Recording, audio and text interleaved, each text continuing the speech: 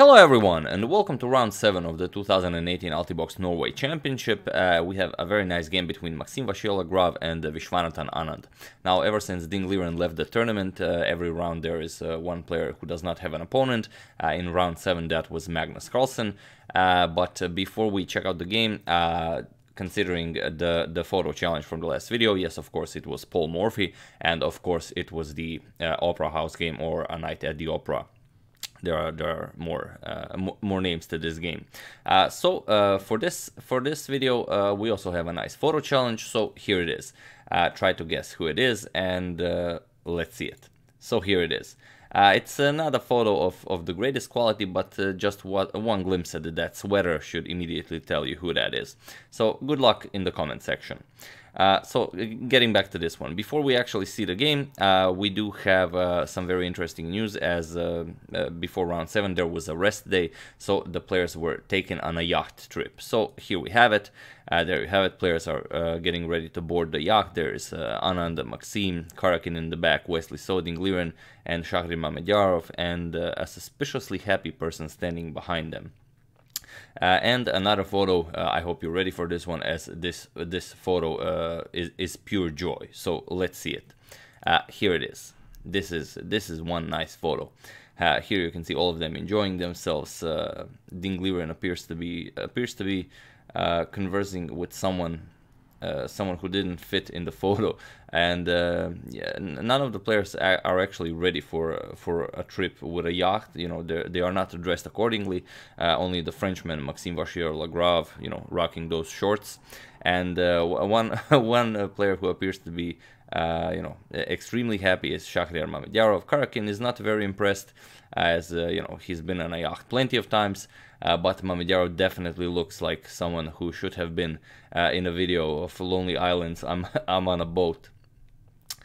So let's see this game here. Okay, I prepared that for the standings, but let me just add one more. Sorry about that. Forgot to add this one. Okay, here it is. Sorry about that. Okay, there we have it. A game from a photo from this round. Very nice. Okay, now that we have that, let's check out the game. So it's an extremely theoretical game, and this line was played so many times, and a lot of games were played in this exact line until move 17. Only until after move 17 it's a new game that's actually being played between Maxime and Viswanathan Anand. Now are both players aware of this? It's not really certain, but to some degree I believe they of course are. So let's see it. We have e4, e5, knight to f3, knight to c6, and bishop to b5. Sorry about that. Bishop to b5, the Ruy Lopez, a6, attacking the bishop, bishop to a4, and knight to f6. So the Morphy's defense is on the board, as a6 was played. We have castles, and now knight captures on e4. All pretty standard. d4, we have b5, bishop to b3, and d5 now. d captures on e5, bishop to e6, and now c3. We have bishop to e7, knight bd2, castles, and rook to e1. Knight to c5 with an attack on the bishop on b3, and first knight to d4. We have knight captures, pawn captures, attacking the knight, and now you could capture the bishop, although it's not really the greatest idea. A much stronger move is knight to d3, which was tested already by a lot of players, and even after rook to e3, which was played by Maxime, this position was on the board by you know, a lot of players had this position on the board. One of the more famous games is Alexei Shirov versus Magnus Carlsen, where Magnus Carlsen played knight captures on c1. It was played in 2007 in Moscow in Tal's Memorial, and while knight captures on c1 is the strongest move recommended by the engine, and Maxime was actually expecting Anand to play this, Alexei Shirov won that game against Magnus Carlsen. So maybe, I don't know if this is something Anand was aware of, but Anand avoids knight captures on c1, and he goes knight to f4. And this was already a surprise to Maxime. And here, he wasn't really sure what to do. He said he didn't like rook to c3, immediately b4 is coming. There's really no good square for the rook. He thought rook to c6 was a bit too adventurous. So he played knight to f3. He simply couldn't find, another idea. We have bishop to g4 by Anand, h3, bishop to h5, and now comes rook to c3. And it's only after this move, rook to c3, that a completely new game is being played. Before rook to c3, I found another game with queen to c2 already been played. But after rook to c3, now it's a completely new game. So this opens up an attack from the bishop to the knight. Anand retreats it, knight to e6. We have g4 attacking the bishop, bishop to g6, and now bishop to e3. Developing your bishop, of course. Rook to c1 is coming to double rooks on the c file, and a5 by Anand. Bishop to c2, offering a trade of bishops, and now bishop to b4, attacking the rook. Rook to b3, and here comes f5. f5 is a very nice idea, which Maxime, as he said in an interview, was definitely not expecting, and he couldn't really find a nice way to deal with this. He thought, okay, if I go a3, then bishop to e7, haven't really accomplished anything. I only, strengthened black's grip on the g5 square. Black will be able to exchange pieces here and bring his queen over to the king side to attack. And because of h3 and g5 were played, h3 and g4 were played, the white king is filling the draft. So after this f5, e captures on f6, en passant. We have bishop captures on c2, queen captures on c2, and now queen captures on e6.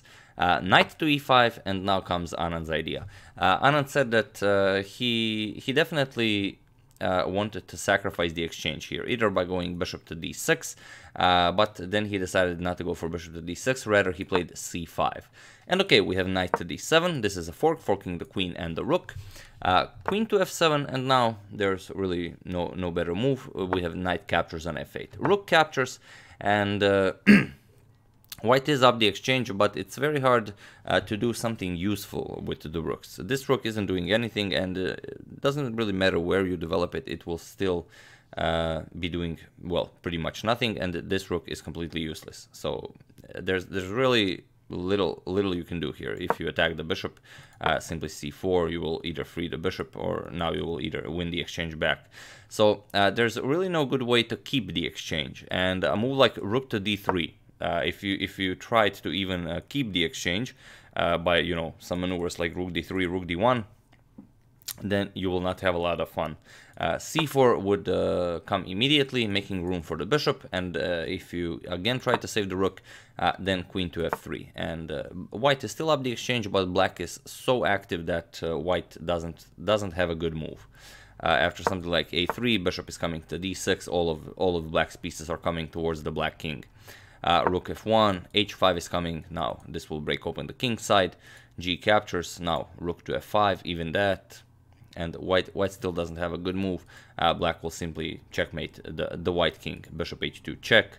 A little bishop sacrifice just to show off. Rook captures on h5, and there's really no good defense against queen to h3. Whatever you play will lose you the game. So a very delicate position and a very nice exchange sacrifice by Anand. So queen to f5, immediately trading queens, but again, this you have to give the exchange back. So we have pawn captures on d4, queen captures on f7, rook captures on f7, and now here rook captures on b4. This is the move that wasn't the most precise, and it allowed Anand to go for something more than a draw with the black pieces. A move that was a bit better, but it's I don't think it would be possible to find this over the board, is a3 actually. It seems completely the same, but now after knight to c5, you do want to win back the exchange. Only now do you play rook captures on b4. And now after a captures on b4, you have bishop captures on d4. This is the very important move. Knight to e6, attacking the bishop, bishop to e5 now, getting out of the way. And after knight f4, attacking the h3 pawn, bishop captures, rook captures, now a4. We have captures, and it would seem that the material on the board is equal, and it's a it's a drawn position.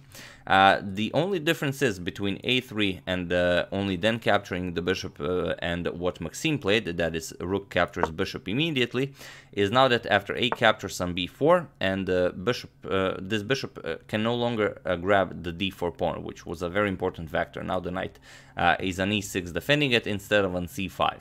So okay, bishop to d2. And b3 now. Now Anand uses his extra pawn to mess up white's pawn structure. Pushing the pawn doesn't really do all that much for white either. So pawn captures on b3 and now rook to f3. The material is equal now, but black is much more active, and a knight will prove to be more useful than bishop here. We have b4. Now rook to d3 attacking the bishop. We have rook to e1. And king to f7, defending the knight on e6. Bishop to c1, and now rook captures on h3. Rook to e5, attacking the d5 pawn, and it seems like the only way to defend the pawn would be knight to c7, but Anand finds another way, rook to d3. Now capturing the pawn is impossible due to rook to d1 check, winning the bishop.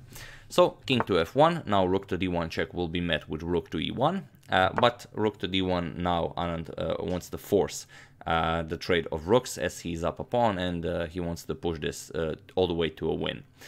Rook e1, we have rook captures, king captures, and g6 now. Pawn to f4, we have knight to d8 and g5 now. Here Anand played king to e6. Both players have made their 40th move. Time control has been reached, and it was in this position after king e6 that Maxime Vachier-Lagrave resigned the game.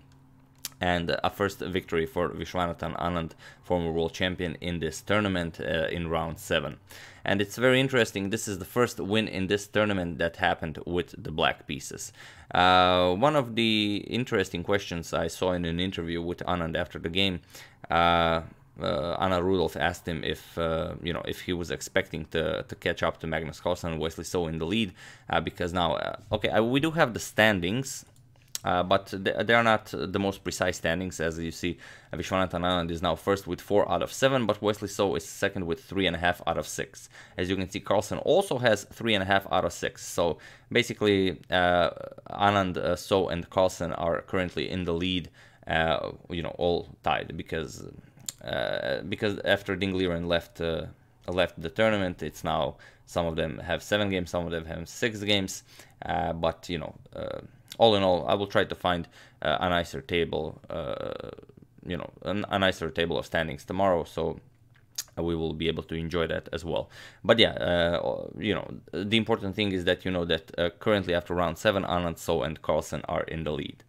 And Anand wasn't like, he said that he didn't really expect this, but it's every game you play an extremely tough opponent, and it was at this moment, when rook captures on b4 was played, if a3 came, the game probably ends in a draw. But after rook b4, it came as a surprise, but it resulted in the first victory with the black pieces in the tournament. So it's chess, anything can happen, and so it did. So yeah, a very nice game by Viswanathan Anand, a very nice exchange sacrifice, which there was no way to actually keep the exchange sacrifice, but still, he was only deciding on how to sacrifice the exchange, either via c5 or bishop to d6. So yeah, that's the game. I do hope you enjoyed it. I would like to thank Slobodan Verkačević, Andrew Roberts, Robert Jones, Samuel Dregers, and Manhal Musa for your contribution to my channel. Thank you a lot, I really appreciate it. As usual, you can check all my previous videos here. Thank you all for watching, and I will see you soon with another game. Maybe some of the game from the suggestions, I will see if I will have time, but definitely with the game from round 8 of the 2018 Altibox Norway Championship. Thank you all, and I'll see you soon.